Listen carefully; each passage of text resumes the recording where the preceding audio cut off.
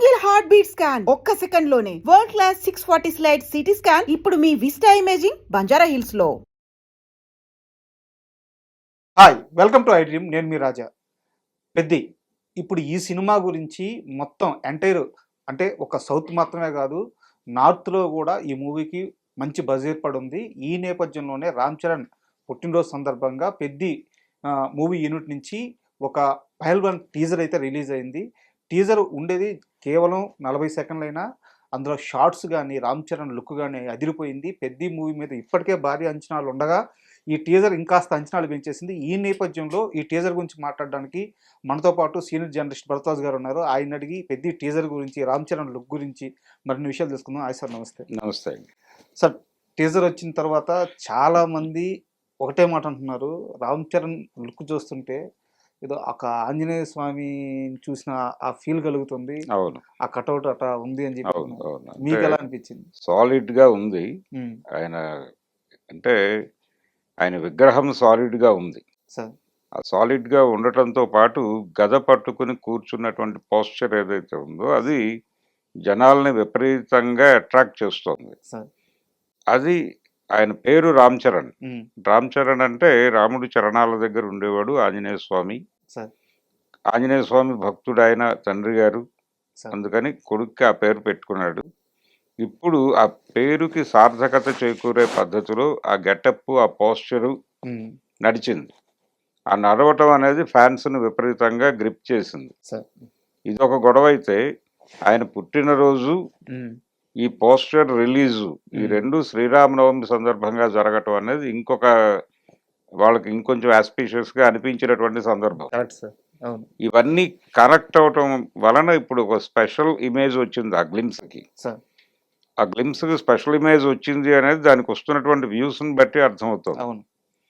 ఇది విపరీతంగా పుష్ చేస్తున్నారు జనంలోకి, అది నడుస్తుంది. ఇప్పటి వరకు పెద్ద నుంచి వచ్చిన ప్రమోషనల్ కంటెంట్ ప్రతిదీ జనాల అటెన్షన్ ని గ్రాప్ చేసిందే, కాకపోతే వాటన్నిటిని మించి ఇది ఇంకొక అడుగు ముందుకెళ్లే అవకాశం కనిపిస్తోంది. సూపర్. మేకింగ్ కి సంబంధించి అలాగే ఇప్పటి వరకు మనకి పెద్ద సినిమా స్పోర్ట్స్ బ్యాక్గ్రౌండ్ లో జరిగే సినిమా అని వాళ్ళు ముందే చెప్పారు. అయితే కేవలం పర్టికులర్ గా ఒక క్రీడ అన్నట్టుగా నడిచింది. కానీ ఇక్కడ వచ్చేసరికి కుస్తీ పోటీల వ్యవహారం, మల్ల యుద్ధ పోటీల వ్యవహారం ఏదో కనిపిస్తోంది. ఈ మల్ల యుద్ధ పోటీలను ఇండికేట్ చేస్తూ ఒక డైలాగ్ ఉంది అవతల వైపు నుంచి. అంటే రామ్ చరణ్ కి ప్రత్యర్థి పాత్రని చూపించలేదు కానీ డైలాగ్ వినిపించాడు. ఆ డైలాగ్ లో చాలా స్పష్టంగా నువ్వు బ్యాట్ పట్టుకొని బాలుని ఎదురెళ్ళి కొట్టడం కాదు, ఇది కుస్తీ పోటీ. కుస్తీ పోటీ అంటే ప్రాణంతో చావుకు ఎదురెళ్ళటం అనేది డైలాగ్. ఈ డైలాగ్కి ఆటే నా పొగరు అనేటువంటి రిప్లైతో ఎండ్ చేస్తాడు. అంటే ఈ రెండు డైలాగుల మధ్య ఉన్నటువంటి గ్యాప్ లో ఈ మొదటి డైలాగ్ చెప్పినటువంటి వ్యక్తిని మట్టి కరిపించటం అనేది కూడా నడిచింది. ఈ మట్టి కరిపించిన తర్వాత ఈ ఆంజనేయ స్వామి పోస్చరు, గద వ్యవహారం, ఈ హడావిడి అంతా అయిపోయిన తర్వాత కంక్లూడింగ్ డైలాగ్ పెట్టారు, ఆటే నా పొగరు అని. దీనికి ముందు రిలీజ్ అయినటువంటి ఒక పాట విన్నాం మనం, ఒక మోటివేషనల్ సాంగ్ ఒకటి పెద్ద నుంచి వచ్చింది. ఆ పాటలో ఊరి యువతని మొత్తాన్ని కూడా స్పోర్ట్స్ వైపు డ్రైవ్ చేస్తూ నడుస్తుంది అదంతా. అంటే ఏదో సాధించటం అనేది ఈ క్రీడా నేపథ్యం వెనకాల ఉంది అనేది అర్థమవుతోంది. ఎవరినో సాధించటం అది కేవలం ఏదో క్రికెట్టో లేకపోతే ఒకటో కాదు, టోటల్ స్పోర్ట్స్ ఏరియా. మేబీ అంటే ఢిల్లీలో కూడా షూట్ జరిగింది దీనికి సంబంధించి. ఢిల్లీలో జరిగింది, స్టేడియంలో షూట్ అన్నారు నిన్న మొన్న. ఆ స్టేడియం షూట్ సందర్భంగా ఆయన గాయపడ్డాడు అనేది కూడా విన్నాం మనం. కంటి దగ్గర ఏదో చిన్న గాయమైంది, రోప్ కట్ అయి. దానికి సంబంధించి ట్రీట్ చేసినటువంటి డాక్టర్ గారికి అభినందనలు చెప్తూ చిరంజీవి గారు ట్వీట్ చేశాడు. అయితే అది చిన్న గాయమే. ఆయన నిన్నే సెట్కి వచ్చాడు, అభిమానుల్ని కలిశాడు అక్కడ. నిన్న అభిమానుల మీటింగ్ ఒకటి నడిచింది. ఈ అభిమానుల మీటింగ్ నుంచి కొంతమంది వెళ్ళి ఆయన్ని కలిశారు అక్కడ సెట్లో. కలిశారు, వాళ్ళతో మాట్లాడారు. ఆ ఫోటోలన్నీ బయటకు వచ్చినాయి కాబట్టి ఒక కాన్ఫిడెన్స్ వచ్చింది జనాలకి. ఈ కాన్ఫిడెన్స్ బిల్డ్ అయిన తర్వాత దాని నెక్స్ట్ లెవెల్ కి ఇది పట్టుకెళ్ళింది ఈ గ్లిమ్స్ అనేది. సార్. అందుకని సో ఇది మనం ఈ గ్లిమ్స్ యాజ్ ఇట్ ఈజ్గా వాళ్ళ డిజైనే శ్రీరామనవమికి సందర్భంగా సార్. ఒక స్పెషల్ మూమెంట్ ఇవ్వాలి అని అనుకున్నారు.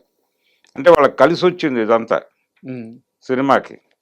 వాళ్ళు 30వ తారీఖు రిలీజు, ఏప్రిల్ 30వ అవును సార్. తారీఖు రిలీజ్ దగ్గర పడుతోంది. హడావిడి క్రియేట్ చేయాలి. ఈయన పుట్టినరోజు శ్రీరామనవమి రోజు రావటం, ఈ కలయికని పూర్తి స్థాయిలో సినిమాకి పాజిటివ్గా మలుచుకోవాలి అని అనుకున్నాడు డైరెక్టర్. సూపర్. అనుకుని ప్రాపర్గా లాంచ్ చేశారు. ఇది పేలింది. సార్, నాకు ఈ టీజర్ చూసిన తర్వాత ఒక కొత్త డౌట్ వచ్చింది. మనకి ముందు వచ్చిన ప్రమోషన్ కంటెంట్ లో కనిపించిన రామ్ చరణ్, ఎవరైతే క్రికెట్ ఆడుతున్నారో అతను, ఈ రోజు మనం చూసిన రామ్ చరణ్, ఇద్దరు ఒకరేనా? ఇది డ్యూయల్ రోలా? కొంచెం డౌట్ అయితే వస్తుంది సార్. అంటే గెటప్ ఇవన్నీ మనం ఇందాకే అనుకున్నాం. ఇందులో ఇంకో 2-3 క్రీడలు కూడా కనిపిస్తున్నాయి సార్. అంటే వాళ్ళు ఢిల్లీలో షూట్ చేసినది అది క్రికెట్ కాదు, కుస్తీ పోటీలు కాదు, ఇంకేదో క్రీడ నడిచింది అక్కడ అనేది మనం విన్నాం. సార్. చదరంగం దాకా నడిచింది క్రీడలకు సంబంధించిన ఇందులో కంటెంట్ ఉంది అనేది ఒకటి మొదట్లో వినిపించిన మాట. ఓకే. అందుకని ఇది ఒకటే క్యారెక్టరా 2 క్యారెక్టర్లా అంటే ఈ క్యారెక్టరు కొంచెం ఫ్లాష్ బ్యాక్లో వస్తుంది. ఇలాంటి ఒక స్క్రీన్ ప్లే ఆర్డర్ మనకి గతంలో అలవాటైనటువంటి పద్ధతిలో ఉంది. కానీ మనం ఊహించిన దానికి భిన్నంగా వెళ్ళటానికి ప్రయత్నం చేస్తున్నాడు అతను బుచ్చిబాబు. కాబట్టి సానా బుచ్చిబాబు ఈ రొటీన్ స్క్రీన్ ప్లే ఆర్డర్లోకి వచ్చి జనాలకి ఊహలకి అందే పద్ధతిలో పెడతాడు అని నేనైతే అనుకోవడం లేదు. ఇది ఒక సర్ప్రైజింగ్ ఎలిమెంటే. ఇది కథలో ఎందుకు వస్తుంది అనేది ఆయన బలంగా చెప్పబోతున్నాడు. రెండోది, ఈ సినిమా నిడివి కూడా మనం అనుకుంటున్నట్టుగా ఉండే అవకాశం లేదు. ఈ మధ్య జనాలు 4 గంటల సినిమాలు చూడటానికి సిద్ధపడిపోతున్నారు. అవును. ఏది మన దురంధర్ రివెంజ్తో ఆ విషయం ప్రూవ్ అయిపోయింది. అవును సార్. కాబట్టి ఇది కూడా 3.5 గంటలు సాలిడ్గా ఉండే అవకాశం కనిపిస్తోంది. అవునా? ఈ 3.5 గంటలు సాలిడ్గా ఉంటుంది కాబట్టి దీనిలో చాలా సర్ప్రైజింగ్ ఎలిమెంట్స్ రన్ అవుతాయి. సార్. వాటిలో ఇదొకటి. ఈ రోజు రిలీజ్ చేసినటువంటి గ్లిమ్స్కు సంబంధించినటువంటి క్యారెక్టర్ కాదు అది. యాక్చువల్గా అదొక సమరం. ఆ క్యారెక్టరే ఈ క్యారెక్టర్గా మారి ఇంకొక చోట ఎక్కడో ఈ యుద్ధంలోకి వస్తుంది అనేది ఒక పద్ధతి. అంటే మనకు 2 రకాల నరేషన్స్ నడిచినాయి తెలుగు సినిమా చరిత్రలో.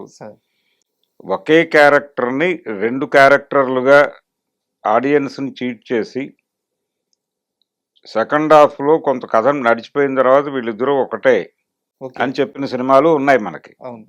ఇప్పుడు శోభన్ బాబు గారి మానవుడు దానవుడులో 2 క్యారెక్టర్లు వేరు అనే భ్రమలో నడిపిస్తూ ఈయనే రాత్రిపూట అలా వెడుతున్నాడు బయటికి అని కంక్లూడ్ చేస్తాడు. ఒకటే క్యారెక్టరు 2 కాదు అని. 2 డిఫరెంట్ ఏరియాల్లో నడుస్తాయి. ఒకటి డాక్టరు, ఒకటేమో వీధి రౌడీ. అదో పద్ధతి. అలాగే రామారావు గారి గజ దొంగ సినిమాలో కూడా ఒకటే ఇద్దరుగా నడుస్తున్నాడేమో అనిపిస్తూ ఉంటుంది. ఇది సెకండ్ హాఫ్ వరకు. ఆ తర్వాత ఇద్దరు ఉన్నారు అని క్లారిటీ ఇస్తారు. ఒకడే అని జనాలు అనుకుంటూ ఉంటారు, కానీ ఇద్దరు ఉన్నారని కంక్లూడ్ చేస్తారు. మానవుడు దానవుడులోనేమో ఇద్దరు ఉన్నారని జనాలు అనుకుంటారు, కానీ ఒక్కడని కంక్లూడ్ చేస్తాడు. ఇలా 2 వైపులా సక్సెస్ కొట్టిన స్క్రీన్ ప్లే ఆర్డర్లు ఉన్నాయి మనకి, కథలు ఉన్నాయి. ఈయన ఏ మార్గాన్ని ఎంచుకున్నాడు అనేది ఒకటి మీరు అడిగిన ప్రశ్నకి నేను అనుకోవటం ఈ 2 అయ్యుండే అవకాశం లేదు. ఈ భ్రమలు కల్పించడం అనేది, అంటే జనాలు ఇలా ఆలోచించాలి అనేది కూడా ఒక వ్యూహం ఉంటుంది. అలా జనం మాట్లాడుకుంటూ ఉండగా ఇంకేదో జరుగుతుంది తెర మీద. సో ఆ 3వ మార్గాన్ని ఎంచుకుని ఉంటాడు బుచ్చిబాబు అని నేను అనుకుంటున్నా. సినిమా మీద చాలా కేంద్రీకరణ ఉంది వీళ్ళకి. అయితే స్పోర్ట్స్ బ్యాక్డ్రాప్ అనగానే స్పోర్ట్స్ మాఫియా ఏవైనా ఇన్వాల్వ్ అయిందా, దాని తాలూకా కంటెంట్ ఏదైనా ఈ సినిమా కోసం వాడారా? ఇప్పటి వరకు మనకి స్పోర్ట్స్ సినిమా అనగానే ఒకే నేరేటివ్ ఉంది. అంటే ఎవరో ఒక బలహీన వర్గాలకు చెందినటువంటి వ్యక్తి, వాడు ఒక అచీవర్గా మారాలి అనుకున్నప్పుడు వాడికి మధ్యలో ఉండే సాధక బాధకాలు, ఒక అద్భుతమైన గురువు దొరకటం, ఆ గురువు వీడిని మలచటం, అంతర్జాతీయ స్థాయిలో వీడు సక్సెస్ అవటం, ఈ పద్ధతిలోనే మనం కథలు చూస్తూ వచ్చాం. ఏది అశ్వని దగ్గర నుంచి మొదలు పెడితే భద్రాచలం గాని భద్రాచలం ఇవన్నీ అదే ఇవన్నీ కూడా. లైన్ లో నడుస్తాయి. అవును. కానీ ఇది ఆ లైన్ కూడా అనిపించట్లేదు. ఆ లైన్ ఏమో అనిపించే ఛాయలు కూడా ఉన్నాయి. కానీ అది కూడా కాదు అది కూడా అయి ఉండే అవకాశం కనిపించట్లేదు. సార్.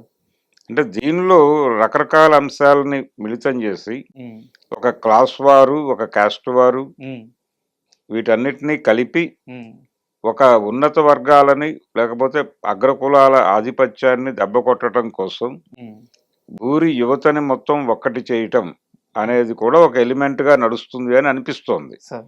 ఈ క్రమంలోనే స్పోర్ట్స్ మాఫియా ఇన్వాల్వ్మెంట్, వాళ్ళు ఎలాంటి అంటే ఎవరినైనా వాడేసుకునే ప్రయత్నం చేస్తారు. Correct correct. అవును. ఈ వాడకాలకు సంబంధించి జరుగుతున్నటువంటి దారుణాలు, క్రీడాకారుల జీవితాల్లో వస్తున్న మార్పులు, వీటిని అడ్రస్ చేయడానికి ఒక బిగ్గర్ రేంజ్కి ఆ క్యారెక్టర్ వెళ్ళిపోయే అవకాశం కూడా కనిపిస్తోంది. సో అంటే స్పాన్ అనేది చాలా వైడ్ గా ఉండబోతుంది. వైడ్గానే ఉండబోతోంది అనేది మనకి ఇప్పటివరకు వాళ్ళు బయటకు వదిలిన ప్రమోషనల్ కంటెంట్ నుంచి అర్థమవుతోంది. సార్. కాబట్టి ఇది 3.5 గంటల సినిమా అయ్యే అవకాశం ఉందని చెప్తున్నాను. మీరు చాలా బలంగా చెప్తున్నారు. మీకు ఏమైనా చిన్న లీక్ ఏమైనా తెలిసిందా? లేదు లేదు, ఏం లేదు, నేను ఊహిస్తున్నాను అంతే. ఓకే. రెండోది, ఇప్పటి వరకు వాళ్ళు 2 భాగాలు 3 భాగాలు అనే మాట ఎక్కడ మాట్లాడలేదు. అవును. రిలీజ్ డేట్ దగ్గరకు వచ్చేస్తుంది. సార్. షూటింగ్ ఏప్రిల్ 15 వరకు నడుస్తుంది అనే మాట వింటున్నాం. ఇప్పుడు ఈ గ్లిమ్స్ నుంచి ఒక కొత్త ఏరియా ఓపెన్ చేశాడు. సార్. ఇప్పుడు ఓపెన్ కాని ఏరియా ఒకటి ఉంది ఇంకా. దీనికి సంబంధించి సుకుమార్ కానీ ఆయన టీం డైరెక్టర్స్, అంటే ఆయనతో ట్రావెల్ అయ్యి తర్వాత డైరెక్షన్లోకి వచ్చినటువంటి మెగాఫోన్ పట్టుకున్న వాళ్ళు కూడా ఐటమ్ సాంగ్స్కి ఒక స్పెషల్ స్టేటస్ ఇస్తూ వస్తున్నారు. సార్. కాబట్టి సుకుమార్ సినిమా అనగానే ఐటమ్ సాంగ్ ఎలా ఉండబోతోంది అనేది కూడా ఒక ప్యారలల్ చర్చ నడుస్తుంది. ఇందులో సుకుమార్ రైటింగ్స్ వాళ్ళు కూడా సహనిర్మాతలు. సార్. అందులో రామ్ చరణ్, ఆయన చేయబోయే తర్వాత సినిమా హీరో ఈయనే. అవును. కాబట్టి ఇది కూడా స్పెషల్గా ఉండాలి. ఇందులో ఐటమ్ సాంగ్ ఎవరిని వాడతారు అంటే ఆల్రెడీ ఇంతకుముందు శ్రీలీలని వాడారు, సార్. అంతకు ముందు సమంతని వాడారు. అవును. ఇలా నడుస్తూ వస్తోంది. పూజా హెగ్డే కూడా చేసింది. అవును. రంగస్థలం. ఈ ప్రయాణంలో ఇప్పుడు ఎవరు, వాట్ నెక్స్ట్ అనేది ఒక ప్రశ్న ఉంది. సో ఇది కూడా ఒక సర్ప్రైజింగ్ ప్యాకేజ్ ఉందంటారు. ఇది ఉంది నెక్స్ట్. అయితే నేనేమనుకుంటున్నానంటే ఇది ఇది పాన్ ఇండియా సినిమా అంటున్నారు. ఆయనకు గ్లోబల్ స్టార్ ఇమేజ్ ఉంది. ఆయనకు ఆల్రెడీ ప్రపంచ మార్కెట్లోకి ఎంట్రీ ఇచ్చున్నాడు RRRతో. ఆ అడ్వాంటేజ్ తీసుకుని ఈ సినిమాని అంటే ఇతర భాషల్లోకి, ఇప్పుడు రాజమౌళి చేస్తున్న ప్రయోగం అదే 120 నుంచి 160 భాషలు అంటున్నారు. అంటే ఫ్రాన్స్లో ఫ్రెంచ్లో రిలీజ్ అవుతుంది ఆ సినిమా, స్పెయిన్లో స్పానిష్లో రిలీజ్ అవుతుంది. అలాంటి మోటివేషన్ ఏదో ఓ ప్రోగ్రామ్ నడుస్తుంది, ఆలోచన వారణాసికి. అలాంటి ఆలోచన వీళ్ళు కూడా ఏమైనా చేస్తున్నారా? ఈయన అంటే ఈ ముఖం తెలుసు, అక్కడ రామ్ చరణ్ అనే ముఖం తెలుసు అనే అడ్వాంటేజ్ పట్టుకుని కొత్త మార్కెట్లు ఓపెన్ చేసుకుంటూ వెళ్ళటమే. ఆ ప్రయోగం చేస్తున్నారు అనడానికి సాలిడ్ ఇన్ఫర్మేషన్ ఏం లేదు ఇప్పటిదాకా. కాబట్టి ఇది పాన్ ఇండియా లెవెల్లోనే ఆలోచిస్తున్నారు అనుకుంటే, అలా గనక కన్ఫైన్ అయితే ఈ కంటెంట్కి సంబంధించి ఈ 4 ప్రధాన భాషలు ఉన్నాయి. అంటే తెలుగు, తమిళ్, మలయాళం, దాంతోపాటు హిందీ. ఈ లాంగ్వేజెస్ నుంచి 4 హీరోయిన్లను తీసుకుని ఆ ఐటమ్ సాంగ్ ప్యాక్ చేసినా ఆశ్చర్యం లేదు. మేము మార్కెట్ని గ్రాప్ చేయటమే మా ప్రోగ్రామ్ కాబట్టి మేము ఈ తరహాలో వెళ్ళబోతున్నాం అని ఆయన రేపు పొద్దున్న సర్ప్రైజ్ చేయవచ్చు. మీకేదో చిన్న ఇన్ఫర్మేషన్ వచ్చినట్టు. లేదు లేదు లేదు, మామూలుగా చెప్తున్నాను ఊహించి. సో ఇలాంటి ప్రమాదం కూడా ఉండే అవకాశం ఉంది. ఇప్పటి వరకు బయటకు వచ్చేది అంటే వాళ్ళు నెక్స్ట్ షూట్కి వెళ్ళబోయేది అదే. ఈ యాక్షన్ ఎపిసోడ్ ఏదో నడుస్తుంది, ఇది అయిపోయిన తక్షణం వాళ్ళు వెళ్ళేది సాంగ్ టేకింగ్కి. అది అయిపోతే జాన్వీ కపూర్కి ఈయనకి మధ్యలో ఏవో కొన్ని సీన్స్ బ్యాలెన్స్ ఉన్నాయంటున్నారు. అది వాళ్ళిద్దరు సోలో షార్ట్స్ ఏవో అవి కంప్లీట్ చేసేస్తే సినిమా అయిపోతుంది.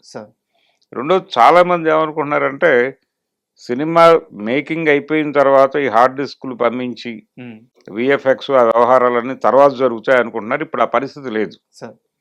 ఇప్పుడు ప్రతిదీ ప్యారలల్ గానే జరుగుతోంది. సేమ్ డే అంటే విజువల్ ఎఫెక్ట్స్ టీం కూడా షూటింగ్ స్పాట్లో వాళ్ళు కూడా క్యారీ అవుతున్నారు.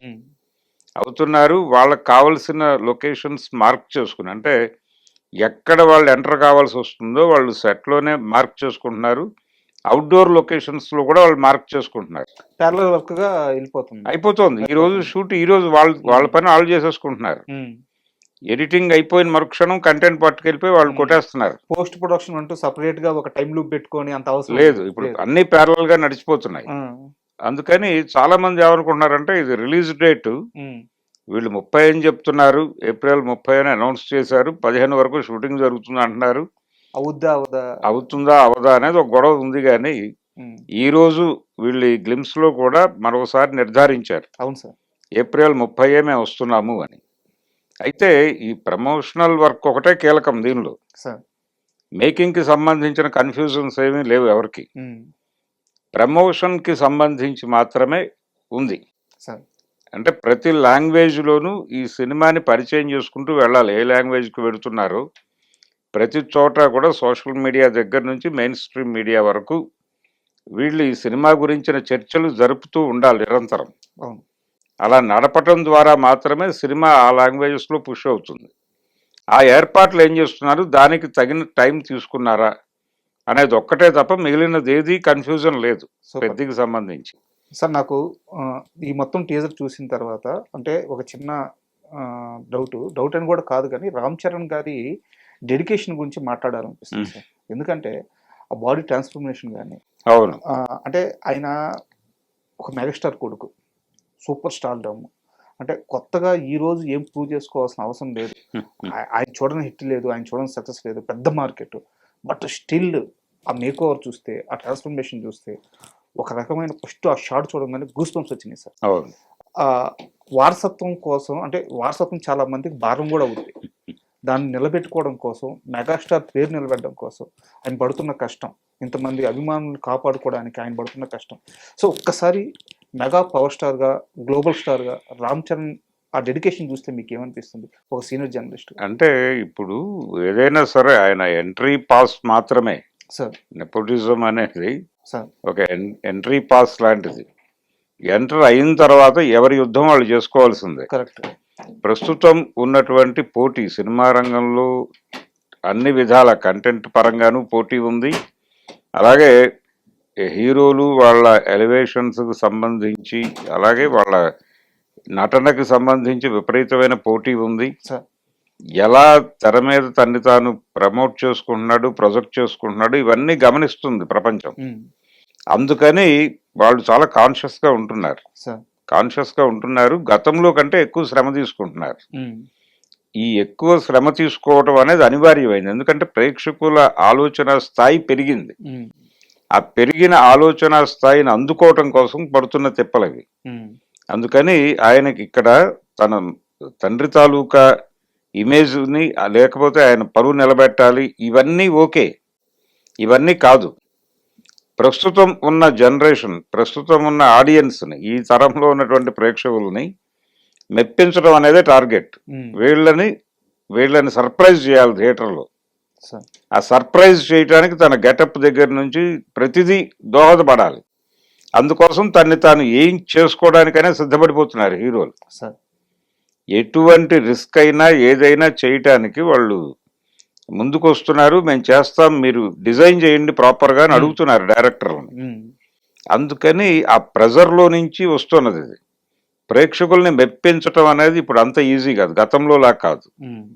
ఇప్పుడు మారిపోయిన పరిస్థితుల రీత్యా ఆయన పడుతున్నటువంటి కష్టంగానే చూస్తాను అది. మిగిలిన ఏదో వాళ్ళకి ఇమేజ్ ఉంది, ఒక పాత చరిత్ర ఉంది, ఆ చరిత్రను నిలబెట్టుకోవడానికి ఏదో కష్టపడుతున్నారు, ఇవన్నీ కాదు. తన ఆడియన్స్ని తాను నిలబెట్టుకోవడంతో పాటు ఈ జనరేషన్ని తన వైపు తిప్పుకొని తనతో నడిపించుకోవటం కోసం కష్టపడుతున్నాడు. Super sir. అంటే పెద్ద అనగానే గత కొన్ని సంవత్సరాలుగా, అంటే ఎప్పుడైతే ఇది అనౌన్స్ అయిందో అప్పటి నుంచి, ప్రాజెక్ట్ అనౌన్స్ అయిందో అప్పటి నుంచి కూడా బుచ్చిబాబు అనగానే కొంతమందికి ఫస్ట్లో కొంచెం చిన్న డైరెక్టర్, కొత్త డైరెక్టర్ రామ్ చరణ్ హ్యాండిల్ చేస్తాడా చేయడా ఇలాంటి డౌట్ ఉండే. ఒక్కో ప్రమోషన్ కంటెంట్ రావడం, పాటలు రావడం, టీజర్ రావడం, ఈరోజు ఈ పైల్వన్ టీజర్ రావడం, ఇవన్నీ ఒక్కోటి వస్తున్న కొద్దీ అన్నీ కూడా అందరి డౌట్స్ని ఈయన పటాపంచలు చేస్తూ వస్తున్నారు. అవును. బుచ్చిబాబు వర్క్ చూస్తే ఏమనిపిస్తుంది?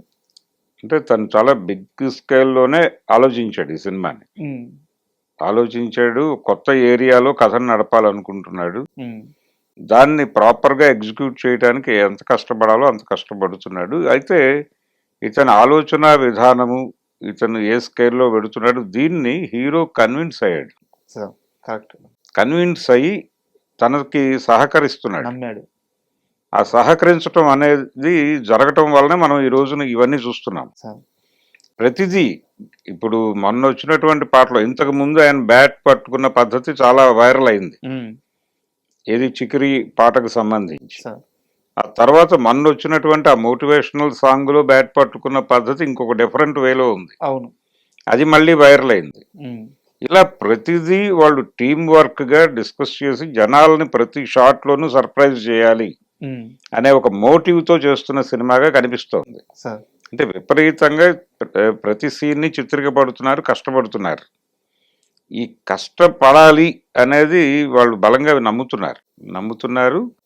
ఇది కాకపోతే ఈ లెవెల్ వర్క్ జరగకపోతే మనం థియేటర్ని మెప్పించటం కష్టం. ఉమ్, పైగా మార్కెట్ని ఆయనకున్నటువంటి హ్యూజ్ మార్కెట్ని నిలబెట్టుకోవాలి. సో దాన్ని ఇబ్బంది పెట్టకుండా దాన్ని తిరిగి తన కంట్రోల్లోకి తెచ్చుకోవాలి. ఎందుకంటే ఈ మధ్య కాలంలో ఆయనకి 2-3 ఇబ్బందికర సినిమాలు వచ్చినాయి అవును. రామ్ చరణ్కి. అందుకని ఆ వైఫల్యాల నుంచి ఒక విజయాల వైపు పరిగెట్టించే సినిమాగా ఇది ఉండాలని ఆయన బలంగా నమ్ముతున్నాడు. ఆ వర్క్స్ కూడా అలాగే ఉన్నాయి ఇప్పుడు. అందుకని డైరెక్టర్ని, ఆయన ఊహల్ని నమ్మాడు. ఆయన సో నమ్మి దానికి తను ఎంత కంట్రిబ్యూట్ చేయగలడో దానికి 100కి 150% పెడుతున్నట్టుగా ఈరోజు అవును. గ్లిమ్స్ చూస్తే అర్థమైంది. సో సో ఈ కాంబినేషన్ ఏదో ఒక బిగ్ బ్లాస్ట్ అవ్వబోతోంది అనేది ఇప్పటి వరకు ఉన్నటువంటి ఇంప్రెషన్ కంటే కూడా ఇంకొంచెం హ్యూజ్ ఇంప్రెషన్ కలిగించింది ఈరోజు గ్లిమ్స్ అయితే. సార్, అండ్ ఈ టీజర్ చూసిన తర్వాత ఇంకొక చిన్న డౌట్ ఏంటంటే, ఇప్పుడు మనం రామ్ చరణ్ ఏ లుక్లో అయితే చూసామో అది మన కోడి రామ్మూర్తి గారి రెఫరెన్స్తో తీసుకున్న క్యారెక్టర్ అని చెప్పేసి అంటున్నారు. మీకు ఏమన్నా అలా అనిపించింది? అంటే కోడి రామ్మూర్తి క్యారెక్టర్కి సంబంధించి లేదు, ఆయన జీవితానికి సంబంధించిన విషయాలైతే ఈ మధ్యకాలంలో విపరీతంగా పరిశోధన జరిపిన విషయం నాకు తెలుసు. సార్, అంటే చాలా మందిని సంప్రదించారు కోడి రామ్మూర్తి గారికి సంబంధించి ఆయన జీవితంలో జరిగిన సంఘటనలు, లేకపోతే వచ్చిన లిటరేచరు అలాంటివి ఏవైనా ఉంటే ఎక్కడైనా దొరుకుతాయి అనిపిస్తే చెప్పండి, మేము వెళ్ళి ఏదో పద్ధతిలో దాన్ని స్టడీ చేస్తామని సినిమా ఇండస్ట్రీ నుంచి ఒక సెర్చ్ అయితే జరిగింది. ఓకే. అది మేబీ ఈ సినిమా కోసం అయి ఉండే అవకాశం కూడా ఉంది. ఓకే. ఈ సెర్చ్ జరిగిన మాట మాత్రం నాకు తెలుసు. ఒకవేళ కోడి రామ్మూర్తి గారికి రెఫరెన్స్తో ఈ క్యారెక్టర్ క్రియేట్ చేస్తుంటే అసలు నాకు తెలిసి ఫ్యాన్స్కి పండుగనేమో. ఎందుకంటే ఆయన అంత బలవంతుడు, కలియుగ భీముడు అంటారు. అవును, కలియుగ భీముడే. ఈ కలియుగ భీముడి పోస్చర్ కనిపించింది మనకి. అయితే కలియుగ భీముడి అన్నగారైనటువంటి ఆంజనేయ స్వామి రెఫరెన్స్ లో గద పట్టుకుని నడిపారు. అంటే భీముడి కూడా గదే. అంచేత 2 రెఫరెన్స్లు దాన్ని తీసుకోవచ్చు. ఈ 2 క్యారెక్టర్ల రెఫరెన్స్ లో నుంచి క్యారెక్టర్ని ఇప్పుడు కనిపించిన గ్లిమ్స్ లో ఆయన పోస్చర్ అలా అర్థం చేసుకోవడానికి ఛాన్స్ అయితే ఉంది. కానీ ఏది కూడా వాళ్ళు ఓపెన్ గా చెప్పడం లేదు. ప్రజలు ఏ లెవెల్కి ఊహించుకోగలిగితే ఆ లెవెల్కి ఊహించుకొని అలా ఊహలు రేపే పద్ధతిలోనే వాళ్ళ గ్లిమ్స్లు కానీ లేకపోతే వాళ్ళు బయటకు వదులుతున్నటువంటి ప్రతి ప్రమోషనల్ కంటెంట్ కూడా ప్రజలు రకరకాలుగా ఊహించుకోవడానికి అవకాశం కల్పించేవిగానే ఉన్నాయి ప్రతిదీ. అందుకని అందులో భాగమే ఇది వ్యూహాత్మకంగానే చేస్తున్నారు వాళ్ళు. ఇది కూడా సర్ప్రైజింగ్ ఎలిమెంట్ కావచ్చు. రేపు థియేటర్లో కూర్చున్న ప్రేక్షకులు అరే ఇంతకాలం పట్టించుకొని ఓ చరిత్రని మాట్లాడే ప్రయత్నం చేశాడు అని కూడా అనుకుంటారు. ఆ ప్రమాదం కూడా డెఫినెట్ గా ఉండే అవకాశం అయితే ఉంది. Super sir. చివరి ప్రశ్న అంటే ఈ పెద్ద సినిమా విషయంలో ఒక చిన్న, ఇది నేను గాసిప్ అంటాను మరి ఏమో తెలియదు, కానీ చాలామంది చర్చించుకుంటున్న అంశం ఏంటంటే ఇందులో రామ్ చరణ్కి కాళ్ళు పోవచ్చు, కాళ్ళు ఉండవు అని చెప్పేసి ఈ గాసిప్ అయితే చాలా రోజులుగా నడుస్తూ ఉంది. మీ దాకా వచ్చి ఉంటుంది కూడా. అంటే చాలా ఉన్నాయండి సినిమాకు సంబంధించి, రకరకాల ఊహాగానాలు ఉన్నాయి జనాల్లో. ఇందాక మీరు చెప్పినటువంటి డ్యూయల్ రోలా అనేది కూడా ఉంది, దాంతో పాటు ఇది కూడా ఉంది. అయితే చాలా మంది హోప్స్ ఏం పెట్టుకుంటున్నారంటే చిరంజీవి గారు ఎక్కడో చోట రివీల్ చేయకపోతారా అని ఆయన వైపు ఆశగా చూస్తున్నారు. చిరు లీక్స్ లో ఇది రాకపోతుందా అని. కానీ ఆ వాతావరణం కూడా కనిపించడం లేదు. ఇది వాళ్ళు వాంటెడ్ గానే మార్కెట్ లోకి లీక్ చేస్తున్నట్టుగా కనిపిస్తోంది. కానీ సినిమాలో సర్ప్రైజింగ్ ఎలిమెంట్స్ చాలా ఉంటాయి. అంటే చాలా బలమైన క్యారెక్టర్ ని డిజైన్ చేశాడు. ఈ మధ్య కాలంలో ఒక సిస్టమ్ అడాప్ట్ చేసుకున్నారు చాలా మంది డైరెక్టర్లు. పర్టికులర్ గా పెద్ద మార్కెట్ ని ట్యాకిల్ చేయాలనుకునే ప్రతి డైరెక్టర్ చేస్తున్నటువంటి వర్కౌట్ ఏంటంటే హీరో క్యారెక్టర్ తో పాటు ఒక 5-6 క్యారెక్టర్లని విపరీతంగా డీటెయిల్స్ వర్కౌట్ చేస్తున్నారు. ఈ విపరీతంగా డీటెయిల్స్ వర్కౌట్ చేయటం అనేది రాజమౌళి ఈ మధ్య కాలంలో చేసిన డైరెక్టర్లో రాజమౌళి ప్రత్యేకం. అయితే ఇప్పుడు ప్రతి డైరెక్టర్ చేస్తున్నాడు. ఆ డీటెయిల్స్ వర్కౌట్ చేయటం వల్ల ఏమవుతుందంటే ఆ క్యారెక్టర్ డెప్త్ పెరుగుతుంది. ఇంత అవసరమా అని అనిపిస్తుంది కానీ పనిచేసేటప్పుడు అది ఎందుకు పనిచేసావు అనేది సినిమా చూసాక అర్థమవుతుంది. అంత రూటెడ్గా క్యారెక్టర్లను డిజైన్, అసలు ఇది మాత్రమే కథ, వేరే కథ అక్కర్లేదు. ఓ 4 క్యారెక్టర్లు అనుకుని ఆ 4 క్యారెక్టర్ల మీద మీరు రూటెడ్గా కనుక డీటెయిల్స్ వర్కౌట్ చేస్తే కథ ఆటోమేటిక్గా జనరేట్ అవుతుంది అని నమ్ముతున్న డైరెక్టర్లు కూడా ఉన్నారు. సందీప్ అదే బాపతు, సందీప్ రెడ్డి ఆయన అదే స్టైల్లో పెడుతున్నాడు ఇప్పటి వరకు. కాబట్టి ఈ డీటెయిల్స్ వర్కౌట్ చేయటం అనే దాని మీద ఈయన కూడా కాన్సన్ట్రేట్ చేశాడు, బుచ్చి కూడా. అందుకని ఆ ధోరణి ఉంది. అందుకని విపరీతమైన డెప్త్ కనిపిస్తుంది. ఈ ఒక్క క్యారెక్టరే కాదు, ఒక 4-5 క్యారెక్టర్ల మీద ఆ కసరత్తు జరిగింది సినిమా కోసం. సో ఆ కసరత్తులో మీరు అనుకున్నటువంటి ఎలిమెంట్స్ కూడా ఉండొచ్చు. ఇవన్నీ సర్ప్రైజింగ్ ఎలిమెంట్సే, ఇవి రివీల్ అయ్యేవి కాదు. సినిమా చూసినటువంటి ప్రేక్షకుడు బయటకు వచ్చి ఏం మాట్లాడతాడు అనేది, అంటే వాళ్ళు ఒక ప్రపంచంలో ఉండాలి. సినిమా మీద నోన్ ఎక్స్పెక్టేషన్స్ ఉండటం అనేది ప్రమాదం. జనరల్ ఎక్స్పెక్టేషన్ ఉండటం అనేది ఎప్పుడైనా ఆరోగ్యకరం. ఈ జనరల్ దీంతో పాటు కొన్ని ఇలాంటి అభిప్రాయాలు కూడా జనాల్లో స్ప్రెడ్ అయి ఉంటే థియేటర్లోకి వెళ్ళిన తర్వాత వాడు ఎలా ఫీల్ అవుతాడు అనేది వేరే. థియేటర్లోకి వెళ్ళి తాను అనుకున్నది కాకపోయినా, లేకపోతే తాను అనుకున్న దాన్ని ఇంకొక పద్ధతిలో చెప్పినా వీళ్ళ హృదయాలు ఉప్పొంగుతాయి. ఉప్పొంగి బయటకు వచ్చేటప్పుడు వాళ్ళ కమ్యూనికేషన్ వేరుగా ఉంటుంది, పాజిటివ్ వచ్చేస్తుంది. అది చాలు సినిమాకి ముందుకు లాక్కెళ్ళటానికి అని నమ్ముతున్నాడు అతను. Sir thank you very much. ఎందుకంటే మంచి గ్లిమ్స్, దాని గురించి చాలా మంచి విషయాలు తెలియజేశారు. సో పెద్ద సూపర్ సక్సెస్ అయిన తర్వాత మళ్ళీ మనం ఆ సినిమా గురించి మాట్లాడుకుందాం. Thank you.